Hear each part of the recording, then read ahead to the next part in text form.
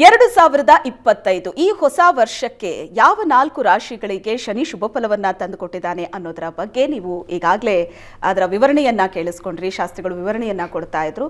ಈಗ ಒಬ್ರು ಕಾಲರ್ ಇದ್ದಾರೆ, ಚಿಕ್ಕಮಗಳೂರಿನಿಂದ ನಿರ್ಮಲಾ ಕರೆ ಮಾಡಿದ್ದಾರೆ. ನಮಸ್ತೆ ನಿರ್ಮಲಾ ಅವರೇ. ನಮಸ್ತೆ ಮೇಡಮ್. ನಮಸ್ತೆ, ನಿಮ್ಮ ಪ್ರಶ್ನೆ ಏನು? ಮೇಡಮ್, ನನ್ನ ಮಗಳಿಗೊಂದು ಜಾಬ್ ಆಗಬೇಕಿತ್ತು. ಡೇಟ್ 26/3/2000. ರಾಶಿ ಹೇಳಿ. ರಾಶಿ ವೃಶ್ಚಿಕ ರಾಶಿ. ವೃಶ್ಚಿಕ ರಾಶಿ, ಮಾತಾಡಿ ಶಾಸ್ತ್ರಿಗಳ. ಜ್ಯೇಷ್ಠ ನಕ್ಷತ್ರ. ಓಕೆ. ನಮಸ್ಕಾರ. ಬಂದು 2. ನಮಸ್ಕಾರ ಸರ್. ನಮಸ್ಕಾರ. ತುಂಬಾ ದಿವಸ ಟ್ರೈ ಮಾಡ್ತಿದ್ರೆ ಸಿಕ್ಕಿಲ್ಲ. ಸಂತೋಷ, ಸಿಕ್ತಲ್ಲ ಅಂತೂ ಕೊನೆಗೆ. ಕೊನೆಗೆ ಸಿಕ್ಕಿಲ್ಲ. ರಿಂಗ್ ಆಗ್ತಿತ್ತು, ನಂಗೆ ಕನೆಕ್ಟ್ ಆಗ್ತಿರ್ಲಿಲ್ಲ. ಹಾ, ಏನು ಪ್ರಶ್ನೆ ಅಂದ್ರಿ? ನನ್ನ ಮಗಳಿಗೊಂದು ಜಾಬ್ ಆಗಬೇಕಿತ್ತು. ಜಾಬ್ ಆಗ್ಬೇಕಿತ್ತು. ನೋಡಿ, ನಿಮ್ಮ ಮಗಳ ರಾಶಿ ವೃಶ್ಚಿಕ ಅಂತ ಹೇಳಿದ್ರಿ.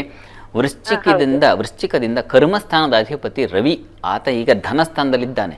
ಕರ್ಮಾಧಿಪತಿ ಧನಸ್ಥಾನದಲ್ಲಿದ್ದರೆ ಹಣ ಹರಿದು ಬರುತ್ತೆ ಮಾಡೋ ಕೆಲಸಗಳಿಂದ ಅಂತ, ಅನುಕೂಲ ಆಗುತ್ತೆ. ಆತಂಕ ಬೇಡ. ಈ ಧನುರ್ಮಾಸ ಮುಗಿಯೋದ್ರೊಳಗೆ, ಅಂದರೆ ಸಂಕ್ರಾಂತಿ ಹಬ್ಬದೊಳಗೆ ಸಾಧ್ಯತೆ ಹೆಚ್ಚಾಗಿದೆ. ಈಶ್ವರ ಸನ್ನಿಧಾನಕ್ಕೆ ಸ್ವಲ್ಪ ತೊಗರಿ ಹಾಗೂ ಗೋಧಿ ಇದನ್ನು ಪ್ರತಿ ಮಂಗಳವಾರ ತಗೊಂಡು ಹೋಗಿ 11 ಮಂಗಳವಾರ ಮಾಡಲಿ, ಅಷ್ಟರಲ್ಲಿ ಸಾಧ್ಯತೆ ಆಗುತ್ತೆ. ಒಳ್ಳೆಯದಾಗಿ. ಧನ್ಯವಾದಗಳು ಕರೆ ಮಾಡಿದ್ದಕ್ಕೆ. ಯಾದಗಿರಿಯಿಂದ ಹರೀಶ್ ಅವರು ಕರೆ ಮಾಡಿದ್ದಾರೆ. ನಮಸ್ತೆ ಹರೀಶ್ ಅವರೇ. ನಮಸ್ತೆ, ನಿಮ್ಮ ಪ್ರಶ್ನೆ ಏನು? ನಂದು ಮಕರ ರಾಶಿ. ಏನು? ಮಕರ ರಾಶಿ ಅಲ್ವಾ? ಶ್ರವಣ ನಕ್ಷತ್ರ ಮೇಡಮ್. ಓಕೆ, ನಿಮ್ಮ ಪ್ರಶ್ನೆ ಏನು? ಮೇಡಮ್, ಮದುವೆ ಬಗ್ಗೆ ಕೇಳಬೇಕಾಗಿತ್ತು. ಓಕೆ, ಮಾತಾಡಿ, ಶಾಸ್ತ್ರಿಗಳ ಹತ್ರ ಮಾತಾಡಿ. ನಮಸ್ಕಾರ ಹರೀಶ್ ಅವರೇ. ನಮಸ್ಕಾರ. ವಿವಾಹದ ಬಗ್ಗೆ ತಮ್ಮ ಪ್ರಶ್ನೆ ಅಲ್ವಾ? ಹೌದು. ವಿವಾಹದ ಅಲ್ಲಿ ಸಪ್ತಮಾಧಿಪತಿ ಚಂದ್ರ, ಆ ಚಂದ್ರನಿಗೆ ಪ್ರತಿ ಪೌರ್ಣಿಮೆಗೆ ಅವನ ಬದಲಾವಣೆ ಆಗ್ತಾ ಇರುತ್ತೆ, ಸ್ವಕ್ಷೇತ್ರಕ್ಕೆ ಬರ್ತಾನೆ. ಹೀಗಾಗಿ ಆತಂಕ ಬೇಡ. ಇದಕ್ಕೆ ಸಂಬಂಧಿಸಿದ ಹಾಗೆ ಒಂದು ಈಶ್ವರ ಸನ್ನಿಧಾನದಲ್ಲಿ ಗಿರಿಜಾ ಕಲ್ಯಾಣ ಅಂತ ಮಾಡ್ತಾರೆ. ಫಲಸಿದ್ಧಿಗೆ ಗಿರಿಜಾ ಕಲ್ಯಾಣ ದಿ ಬೆಸ್ಟ್. ನಿಮ್ಮ ರಾಶಿಗೆ ಒಂದು ಸಲ ಯಾವುದಾದ್ರು ಕ್ಷೇತ್ರದಲ್ಲಿ ಇದನ್ನು ಮಾಡಿಸಿ, ಖಂಡಿತ ಅನುಕೂಲ ಆಗುತ್ತೆ. ಒಳ್ಳೆಯದಾಗಲಿ. ಎಸ್, ಧನ್ಯವಾದಗಳು. ಇನ್ನು ಹೊಸಪೇಟೆಯಿಂದ ಸತ್ಯಶ್ರೀ ಕರೆ ಮಾಡಿದ್ದಾರೆ. ನಮಸ್ತೆ ಸತ್ಯಶ್ರೀ ಅವರೇ. ನಮಸ್ತೆ ಮೇಡಮ್. ನಮಸ್ತೆ, ನಿಮ್ಮ ಪ್ರಶ್ನೆ ಏನು? ನಮ್ಮ ಮಗಳ ಬಗ್ಗೆ ಕೇಳಬೇಕಿತ್ತು. ಓಕೆ, ಅವ್ರ ರಾಶಿ? ಅವ್ರದ್ದು ಡೇಟ್ ಆಫ್ ಬರ್ತ್ 13/7/99. ಓಕೆ, ರಾಶಿ ಯಾವುದು? ಸಾಯಂಕಾಲ 5:10 ಕಟಕ ರಾಶಿ, ಪುನರ್ವಸು ನಕ್ಷತ್ರ, 4ನೇ ಚರಣ. ಓಕೆ, ಏನ್ ಪ್ರಶ್ನೆ ಕೇಳಿ. ಮದುವೆ ಬಗ್ಗೆ ಕೇಳಬೇಕಿತ್ರಿ. ನಮಸ್ಕಾರ ಸತ್ಯಶ್ರೀ ಅವರೇ. ನಮಸ್ತೆ ಗುರುಗಳೇ. ನಮಸ್ಕಾರ. ಕರ್ಕಟಕ ರಾಶಿ ಅಂತ ಹೇಳಿದ್ರಿ ಅಲ್ವಾ? ಹೌದು ಸರ್. ಏನು ಪ್ರಶ್ನೆ? ವಿವಾಹದ ಕೇಳ್ಬೇಕು. ಅದೇ ರೀ, ಮದುವೆ ಬಗ್ಗೆ ಕೇಳ್ಬೇಕಿತ್ತು. ನೋಡ್ತಾ ಇದ್ದೀವಿ, ಆಗುತ್ತೆ ಅನ್ನೋದ್ರಾಗೆ ಮತ್ತೆ ಯಾವ್ದೋ ಒಂದ್ ರೀತಿಯಿಂದ ಆಗ್ತಾ ಇಲ್ಲ. ಆಮೇಲೆ ಕೆಲಸದಲ್ಲಿ ಯಾಕೋ ತುಂಬಾ ತೊಂದರೆ ಇದೆ. ಅವಳು ಇಂಜಿನಿಯರಿಂಗ್ ಮಾಡಿದ್ದಾಳೆ, ಸಾಫ್ಟ್ವೇರ್ ಅಲ್ಲಿ ಇದ್ದಾಳೆ. ಅದಕ್ಕೆ ಅವೆರಡರ ಬಗ್ಗೆ ಕೇಳ್ಬೇಕಿತ್ತು ಗುರು. ಸರಿ, ನೋಡಿ, ಈಗ ವಿವಾಹದ ಅಧಿಪತಿ ಶನೈಶ್ಚರ ಅಷ್ಟಮದಲ್ಲಿದ್ದಾನೆ. ಅಷ್ಟಮ ಸ್ಥಾನ ಅವನಿಗೆ ಸ್ವಕ್ಷೇತ್ರವೇ, ಆತಂಕ ಬೇಡ. ನೋಡಿ, ಈಗ ವಿವಾಹಕ್ಕೆ ನನಗನ್ಸುತ್ತೆ ಅವರಿಗೆ ಈ ಮೇ 14ರವರೆಗೂ ಅವಕಾಶ ಚೆನ್ನಾಗಿದೆ. ಹೀಗಾಗಿ ಗುರುಬಲದ ಬಲದ ಮೇಲೆ ವಿವಾಹಕ್ಕೆ ಏರ್ಪಾಡಾಗೋ ಸಾಧ್ಯತೆಗಳೆಲ್ಲ ಇದೆ. ಪ್ರಯತ್ನ ಮುಂದುವರಿಸಿ, ಪ್ರಯತ್ನಕ್ಕೆ ಫಲ ಸಿಗುತ್ತೆ. ಇನ್ನು ವೃತ್ತಿಗೆ ಸಂಬಂಧಿಸಿದ ಹಾಗೆ ಇವರಿಗೆ ಇನ್ನೊಂದು 3 ತಿಂಗಳ ಕಾಲ ಕಳಿಬೇಕು, ಆಮೇಲೆ ಅನುಕೂಲ ಆಗುತ್ತೆ. ಆತಂಕ ಬೇಡ. ನನಗನ್ಸುತ್ತೆ ಏಪ್ರಿಲ್, ಮೇ, ಜೂನ್ ವೇಳೆಗೆ ಖಂಡಿತ ಅನುಕೂಲ ಆಗುತ್ತೆ. ಒಳ್ಳೆಯದಾಗಲಿ. ಎಸ್, ಥ್ಯಾಂಕ್ ಯು ಕಾಲ್ ಮಾಡಿದ್ದಕ್ಕೆ. ಬಾಗಲಕೋಟೆಯಿಂದ ಶ್ರೀನಿವಾಸ್ ಅವರು ಕರೆ ಮಾಡಿದ್ದಾರೆ. ನಮಸ್ತೆ ಶ್ರೀನಿವಾಸ್ ಅವರೇ. ನಮಸ್ತೆ ಮೇಡಮ್. ನಮಸ್ತೆ, ನಿಮ್ಮ ಪ್ರಶ್ನೆ ಏನು? ನಮ್ಮ ಮಗಂದು ಮದುವೆ ಬಗ್ಗೆ ಕೇಳೋದಿತ್ತು. ಮದುವೆ ಬಗ್ಗೆ. ಓಕೆ, ರಾಶಿ ಯಾವುದು?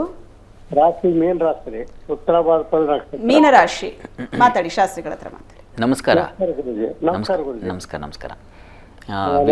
ಮಗಂದು ಆಲ್ರೆಡಿ 15ನೇ ಇಸ್ವಿಗೆ ಲಗ್ನ ಆಗಿತ್ರಿ. ಹಾ, ಅದು ಸ್ವಲ್ಪ ಡ್ರೈವರ್ಸ್ ಆಗಿದೆ. ಹಳ್ಳಿ 2ನೇ ಕನ್ಯಾ ಸೆಟ್ ಅವತ್ತು ಆಲ್ರೆಡಿ ಗೌರ್ಮೆಂಟ್ ಜಾಬ್ನಾಗಿದ್ದಾನ. ಹಾ, ಸರಿ.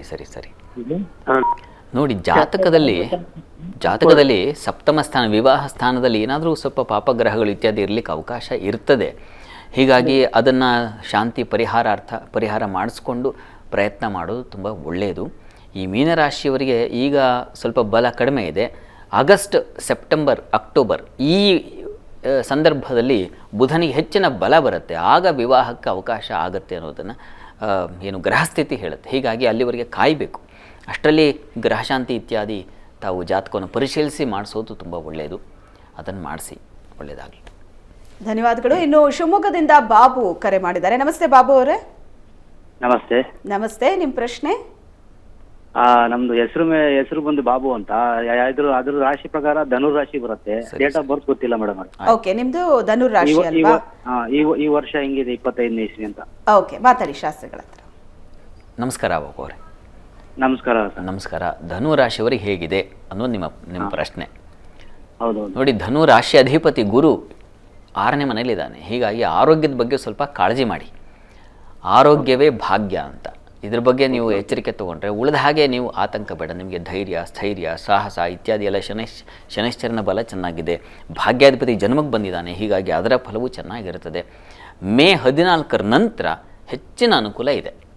ಹೀಗಾಗಿ ಆತಂಕ ಬೇಡ. 2025 ನಿಮ್ಮ ಪಾಲಿಗೆ ಒಂದು ಭಾಗ್ಯವನ್ನು, ಸಂತೋಷವನ್ನು, ಸಮೃದ್ಧಿಯನ್ನು ತಂದುಕೊಡ್ತಕ್ಕಂಥ ವರ್ಷವೇ.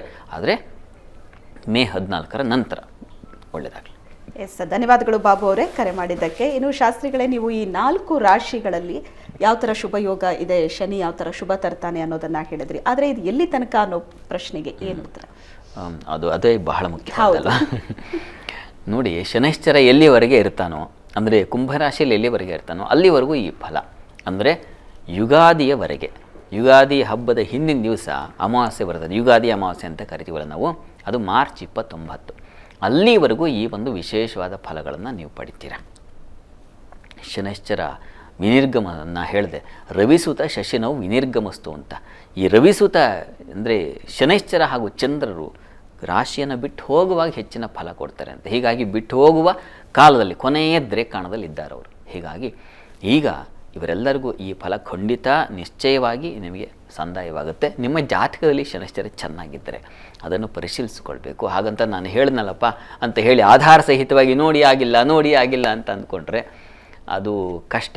ಆ ರೀತಿಯಲ್ಲ. ನಿಮ್ಮ ಜಾತಕದಲ್ಲೂ ಶನಿ ಬಲವಾಗಿರಬೇಕು. ಈಗಲೂ ಶನೈಶ್ಚರ ಚೆನ್ನಾಗಿದ್ದಾನೆ. ಆ ಸಂದರ್ಭದಲ್ಲಿ ಹೆಚ್ಚಿನ ಫಲ. ಜಾತಕದ ಸ್ವಲ್ಪ ವೀಕ್ ಆಗಿದ್ದು ಈಗ ಹೀಗಿದಾನಲ್ಲ ಅಂತಲೇ ಮಧ್ಯಮ ಫಲ. ಇಲ್ಲಪ್ಪ ನನಗೆ ಇದನ್ನು ಮಾತ್ರ, ನನಗೆ ಜಾತಕ ಇದು ಏನೂ ಗೊತ್ತಿಲ್ಲ, ಈಗ ಅಷ್ಟೇ ಗೊತ್ತು ಅಂತಂದರೆ ನಂಬಿಕೊಳ್ಳಿ ಶನೈಶ್ಚರನನ್ನು. ಶನೈಶ್ಚರನ ಆರಾಧನೆಯಿಂದ ಅವನು ಶರಣಾಗತನಾದವರಿಗೆ ಅವನು ವಿಶೇಷ ಅನುಗ್ರಹ ಖಂಡಿತ ಇರುತ್ತೆ. ಹೀಗಾಗಿ ಶನೈಶ್ಚರ ಸನ್ನಿಧಾನಕ್ಕೆ ಹೋಗಿ.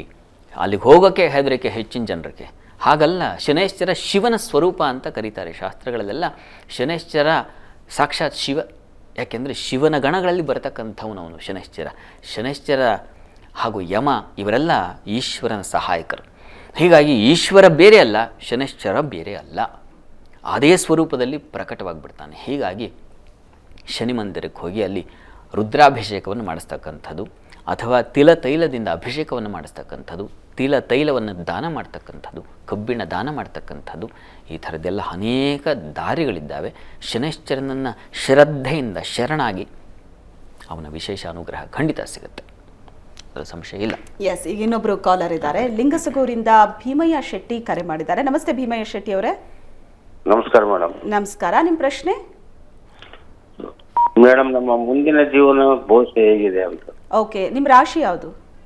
ಕರ್ಕಾಟಕ ರಾಶಿ, ಕರ್ಕಾಟಕ ಲಗ್ನ, ಪುಷ್ಯ ನಕ್ಷತ್ರ. ಓಕೆ, ಮಾತಾಡಿ ಶಾಸ್ತ್ರಿಗಳ ಹತ್ರ. ನಮಸ್ಕಾರ ಗುರು. ನಮಸ್ಕಾರ. ಕರ್ಕಟಕ ರಾಶಿ, ಕರ್ಕಟಕ ಲಗ್ನ, ಪುಷ್ಯ ನಕ್ಷತ್ರ. ಪುಷ್ಯ ನಕ್ಷತ್ರ. ಸಂತೋಷ. ಅದೇ ಕರ್ಕಟಕ ರಾಶಿ ಅಂದರೆ. ಕರ್ಕಟಕ ರಾಶಿಯವರಿಗೆ ನೋಡಿಪ್ಪ, ಈಗ ರಾಶಿ ಅಧಿಪತಿ ಚಂದ್ರನ ಬಲ ನೋಡಿ 15 ದಿನ ಒಂಥರ ಇರುತ್ತೆ, ಮತ್ತು 15 ದಿನ ಮತ್ತು ಕುಗ್ಗಿರುತ್ತೆ. ಹೀಗೆ ಚಂದ್ರ ಹಿಗ್ಗುವಿಕೆ ಕುಗ್ಗುವಿಕೆ ಇದೆ ಅವನಿಗೆ. ಹೀಗಾಗಿ ನಿಮ್ಮ ಮನಸ್ಸು ಹಾಗೆ ಒಂದು ಸ್ವಲ್ಪ ದಿವಸ ತುಂಬ ಚೆನ್ನಾಗಿರ್ತೀರ, ಒಂದು ಸ್ವಲ್ಪ ದಿವಸ ವೀಕ್ ಆಗಿಬಿಡ್ತಾರೆ. ಇಂತಹ ಸಾಧ್ಯತೆ ಹೆಚ್ಚು. ಯಾಕೆಂದರೆ ಮನಃಕಾರಕ ಅವನು. ಮನಸ್ಸನ್ನು ರಾಡಿ ಮಾಡೋದು ಅವನೇ, ತಿಳಿ ಮಾಡೋದು ಅವನೇ ಆಗಿರ್ತಾನೆ. ಹಾಗಾಗಿ ನೀವು ಅಮ್ಮನವ್ರು ಪ್ರಾರ್ಥನೆ ಮಾಡಿ. ಇದಕ್ಕಿಂತ ದೊಡ್ಡ ಪರಿಹಾರ ಮತ್ತೊಂದಿಲ್ಲ. ಹತ್ತಿರದಲ್ಲಿ ಯಾವುದಾದ್ರು ದುರ್ಗಮ್ಮನ ದೇವಸ್ಥಾನ ಇದ್ದರೆ ದುರ್ಗಾ ಸನ್ನಿಧಾನಕ್ಕೆ ಪ್ರತಿ ಸೋಮವಾರ ಚಂದ್ರನ ವಾರವೇ ಹೋಗಬೇಕು. ಸೋಮವಾರ ದಿವಸ ಬೆಳಗ್ಗೆ 6ರಿಂದ 7 ಗಂಟೆ ಒಳಗೆ ಅಲ್ಲಿ ಹೋಗಿ ಕ್ಷೀರ ಹಾಲಿನ ಸಮರ್ಪಣೆ ಮಾಡಿದ್ರೆ ಜೀವನ ಹೇಗಿರುತ್ತೆ ಅಂತ ತಾವು ಕೇಳಿದ್ರಿ. ಜೀವನ ಹಾಲಿನ ಹಾಗೆ ತಿಳಿಯಾಗಿ ಬಲಿಷ್ಠವಾಗಿ ಸಾಗಲಿಕ್ಕೆ ಈ ಒಂದು ಪರಿಹಾರ ಬೇಕಾಗುತ್ತೆ. ಹೀಗಾಗಿ ಅಮ್ಮನವರ ಸನ್ನಿಧಾನಕ್ಕೆ ಹೋಗಿ ಆ ಹಾಲನ್ನು ಸಮರ್ಪಣೆ ಮಾಡಿ ಪ್ರತಿ ಸೋಮವಾರ. ಒಳ್ಳೆಯದಾಗಲಿ. ಓಕೆ, ಧನ್ಯವಾದಗಳು ಕರೆ ಮಾಡಿದ್ದಕ್ಕೆ. ಈಗ ಇನ್ನೊಬ್ರು ಕಾಲರ್ ಇದ್ದಾರೆ, ಜಮಖಂಡಿಯಿಂದ ಕರೆ ಮಾಡಿದ್ದಾರೆ. ನಮಸ್ತೆ. ನಮಸ್ತೆ ಮೇಡಮ್. ನಮಸ್ತೆ, ನಿಮ್ಮ ಪ್ರಶ್ನೆ ಏನು? ನಾನು ನಮ್ಮ ತಮ್ಮನ ಬಗ್ಗೆ ಕೇಳಬೇಕಾಗಿತ್ತು ಮೇಡಮ್. ಓಕೆ, ನಿಮ್ಮ ರಾಶಿ ಹೇಳಿ. ಮಿಥುನ ರಾಶಿ ಅವನ್ರಿ. ಓಕೆ, ಮಾತಾಡಿ ಶಾಸ್ತ್ರಿಗಳ ಹತ್ರ. ನಮಸ್ಕಾರ ರೀ. ನಮಸ್ಕಾರ ಲಕ್ಷ್ಮಿ ಅವರೇ. ನಮ್ಮ ಬ್ರದರ್ ಬಗ್ಗೆ ಕೇಳೋದಿತ್ರಿ. ಹಾಂ ಅವಂದು ಮಿಥುನ ರಾಶಿ ಬರತ್ರಿ. ಸಂಜೆ 4 ಗಂಟೆ ಹುಟ್ಟಿದಾನ್ರಿ. ಹ್ಮ್. ಆಮೇಲೆ ಡೇಟ್ ಆಫ್ ಬರ್ತ್ ರೀ 4/9/1988. ಅಲ್ಲ ಇರಲಿ, ಏನು ಪ್ರಶ್ನೆ ಏನು? ಅವ್ನ ಭವಿಷ್ಯದ ಬಗ್ಗೆ ಕೇಳ್ಬೇಕಾಗಿತ್ರಿ. ಭವಿಷ್ಯದ ಅಂದ್ರೆ ಅವ್ನ ಜಾಬ್ ಆಗ್ಲಿ, ಅವ್ನ ಸಾಂಸಾರಿಕ ಜೀವನ ಎಲ್ಲ. ನೋಡಿಪ್ಪ, ಈಗ ಮಿಥುನ ರಾಶಿಯವರಿಗೆ ಹೆಚ್ಚಿನ ಪಾಲು ಚೆನ್ನಾಗಿದೆ, ಆತಂಕ ಬೇಡ. ಅಂದರೆ ಕರ್ಮಾಧಿಪತಿ ವ್ಯಯದಲ್ಲಿರೋದ್ರಿಂದ ಕೆಲಸದಲ್ಲಿ ಸ್ವಲ್ಪ ಒತ್ತಡಗಳು, ಸ್ವಲ್ಪ ಈ ಗುರು ಕಾರಣದಿಂದಾಗಿ ಸ್ವಲ್ಪ ತೊಡಕಿದೆ. ಹೀಗಾಗಿ ಇದರ ನಿವಾರಣೆಗೆ ಗುರು ಸನ್ನಿಧಾನಕ್ಕೆ ಹೋಗಿ ಬರಲಿ. ಹತ್ತಿರದಲ್ಲಿ ಯಾವುದಾದ್ರು ಗುರು ಸನ್ನಿಧಾನ ಇದ್ದರೆ ಆ ಕ್ಷೇತ್ರ ದರ್ಶನ ಮಾಡಲಿ. ಇಲ್ಲ ಒಂದು ಸಲ ಕುಟುಂಬ ಸಮೇತ ಗಾಣಗಾಪುರ ದರ್ಶನ ಮಾಡ್ಕೊಂಡು ಬಂದರೆ ಹೆಚ್ಚಿನ ಬಲ ಬರುತ್ತೆ. ಮೇ 14ರ ನಂತರ ಹೆಚ್ಚಿನ ಅನುಕೂಲ ಉಂಟಾಗುತ್ತೆ. ಅಲ್ಲಿವರೆಗೆ ಗುರು ದರ್ಶನ, ಗುರು ಸೇವೆ ಇದು ಬಹಳ ಮುಖ್ಯ. ಅದನ್ನು ಮಾಡಲಿ, ಅನುಕೂಲ ಆಗುತ್ತೆ, ಒಳ್ಳೆಯದಾಗಲಿ. ಧನ್ಯವಾದಗಳು ಕರೆ ಮಾಡಿದ್ದಕ್ಕೆ. ಈಗ ಬೆಳಗಾವಿಯಿಂದ ದಾಕ್ಷಾಯಿಣಿ ಅವರು ಕರೆ ಮಾಡಿದ್ದಾರೆ. ನಮಸ್ತೆ ದಾಕ್ಷಾಯಿಣಿ ಅವರೇ. ನಮಸ್ತೆ ಮೇಡಮ್. ನಮಸ್ತೆ, ನಿಮ್ಮ ಪ್ರಶ್ನೆ ಏನು? ಮೇಡಮ್ ನಮ್ದು ಇಬ್ರು ಅವಳಿ ಜವಳಿ ಮಕ್ಕಳು ಮೇಡಮ್. ಇಬ್ಬರದು ಕನ್ಯಾ ರಾಶಿ ಇದೆ. ಓಕೆ, ಇಂಜಿನಿಯರಿಂಗ್ ಮಾಡ್ತಾ ಇದ್ದಾರೆ, ಆದ್ರೆ ಮಗ ಏನು ಮಾಡ್ತಾ ಇಲ್ಲ. ಅವನ ಬಗ್ಗೆ ಎಷ್ಟು ವರ್ಷ ಮಕ್ಕಳಿಗೆ? 20 ವರ್ಷ ಮೇಡಮ್. 20 ವರ್ಷನಾ? ಹಾ ಮೇಡಮ್. ಓಕೆ, ಮಾತಾಡಿ ಶಾಸ್ತ್ರಿಗಳ ಹತ್ರ. ದಕ್ಷಿಣ ಅವರೇ ನಮಸ್ಕಾರ. ನಮಸ್ಕಾರ ಶಾಸ್ತ್ರಿಗಳು. ನಮಸ್ಕಾರ. ನೋಡಿ, ನೀವು ಹೇಳಿದ್ರಿ ಪಾಪ ಒಬ್ಬೊಬ್ರದ್ದು ಏರುಪೇರು ಇರುತ್ತದೆ. ಈ ಅವಳಿ ಜವಳಿ ಇರಬಹುದು, ಒಂದೇ ಸಮಯ ಆಗಿರಬಹುದು, ಆದರೆ ತುಂಬ ವ್ಯತ್ಯಾಸ ಇರುತ್ತೆ. ಇದಕ್ಕೆ ಕಾರಣ ಅದೇ ಪೂರ್ವ ಜನ್ಮದಿಂದ ತೆಗೆದುಕೊಂಡು ಬಂದಂತಹ ಆ ಫಲ ವಿಶೇಷಗಳು. ಹೀಗಾಗಿ ಇದರ ನಿವಾರಣೆ ಅಂದರೆ ಏನೋ ಒಂದು ತೊಡಕಾಗ್ತಾ ಇದೆ ಅಂತ ಯಾರಿಗೆ ಅನಿಸ್ತಾ ಇದೆಯೋ ಅವರಿಗೆ ಹೇಳಿ ನರಸಿಂಹನ ಪ್ರಾರ್ಥನೆ ಮಾಡಲಿಕ್ಕೆ ಹೇಳಿ, ತುಂಬ ಸಹಾಯವಾಗುತ್ತೆ. ನರಸಿಂಹ ಸನ್ನಿಧಾನದಲ್ಲಿ ಪ್ರತಿ ಮಂಗಳವಾರ ಹೋಗಿ ತುಳಸಿ ಅರ್ಚನೆ ಮಾಡಿಸ್ಲಿ ಅವರ ಹೆಸರಿನಲ್ಲಿ. ಅದು ತುಂಬ ಒಂದು ಶಾಂತ ಸ್ವಭಾವವನ್ನು ತಂದುಕೊಡುತ್ತೆ, ಕಾರ್ಯಸಿದ್ಧಿಯನ್ನು ತಂದುಕೊಡುತ್ತೆ. ಇದನ್ನು ಮಾಡಲಿ, ತಪ್ಪದೇ ಮಾಡಲಿ. ಒಂದು 3 ವರ್ಷ ಹೀಗೆ ನಿರಂತರವಾಗಿ ನರಸಿಂಹನ ಸೇವೆ ಮಾಡೋದ್ರಿಂದ ಏಳಿಗೆ ಕಾಣ್ತಾರೆ. ಒಳ್ಳೆಯದಾಗಲಿ.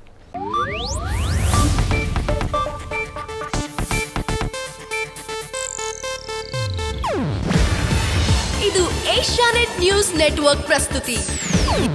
ನೀವು ನೋಡ್ತಿದ್ದೀರಾ ಏಷ್ಯಾನೆಟ್ ಸುವರ್ಣ ನ್ಯೂಸ್.